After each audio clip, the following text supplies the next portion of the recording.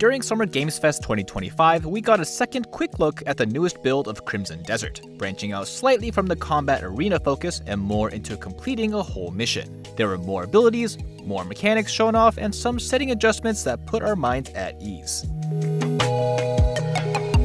My preview put us right in the middle of a multi-stage mission through a battlefield, running around on horseback from objective to objective. Taking down watchtowers with cannons, fighting tanks, and going after a final boss were just a couple of things on the docket. The chaos and scale of an all-out war, with what seemed like 40 or more individual units, was extremely impressive. Even since the last time I saw the game at another preview event, there was even more combat options and abilities I was allowed to play with, such as marking a target with a bow and arrow to summon a powerful artillery barrage, infusing your attacks with ice, lightning, or fire, including the Force Palm, which unleashed an icy blast as you launched into the air, and a kick into a throw that strung together into a comical spin throw of your opponent. On top of that, a grappling hook was shown off, not only able to grab highlighted targets, but any wall in the environment. This already has huge potential in gameplay for traversal and combat, and while I wasn't able to play around with it as much as I wanted, I'm looking forward to messing with its potential in the future. It's also confirmed that there are multiple weapons to play with, and there are shortcut commands to dynamically change between them on the fly, once you've picked out your preferred two weapons. This again reminded me of Horizon Forbidden West, where you could quick swap between two weapons depending on the history of your last used weapon.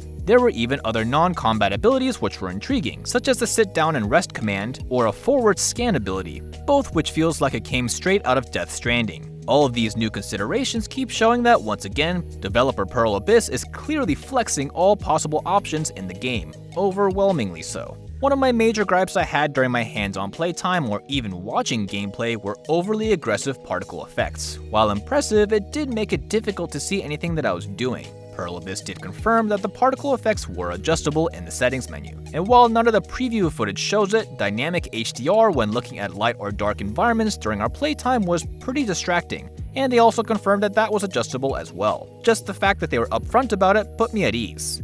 Another gripe that's been cemented after the preview was overly complex controls that have been remapped since the last preview, and even gotten more intense. While fighting the final boss of this mission segment, just grabbing a pillar and slamming it was like defusing a bomb. You had to L3 and R3 within close proximity to the object, press square and X together once to pick it up, then mash X to lift, then triangle to hold, then turn and face the enemy, then R1 to attack. And these combinations change in a variety of situations. This more or less confirms that this game is difficult to preview because of its high skill floor and high skill ceiling that makes it unintuitive to just pick up and play. There's just a lot to wrap your head around. When we finally get the game to sit down on the couch, learn the basics, and iterate on those skills at your own speed, I feel like this game has the potential to flourish a bit more. Hopefully sooner than at another preview event, because I look forward to getting my hands on it for the final release sometime later this year.